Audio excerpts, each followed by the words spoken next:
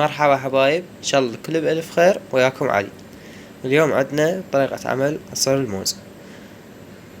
طبعا ماكو احد ما يعرفه، بس انا اسوي لكم اياه بطريقة مختلفة. طبعا المقادير عندنا اللي هو 2 موزتين و4 شيلات شكر، و1.5 ملعقة حليب باودر. انا استخدم حليب النيدو، تقدرون تستخدمون اي نوع اخر. وهنا عندنا قالب ثلج.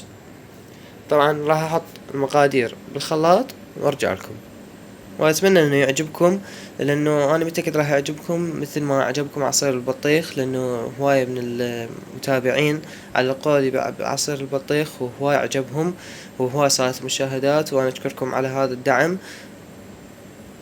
وان شاء الله انا راح استمر على هذا الموال، واي وصفة تردوها انا موجود ان شاء الله. هاي حبايب بعد ما تقريبا صار دقيقة راح نصب بصل جاهز عندنا. هاي حبايب، شكل نهائي عليكم بألف عافية. لا تنسوني بالنهاية من اللايك والاشتراك بالقناة وتفعيل زر الجرس ليصلكم كل جديد. مع السلامة.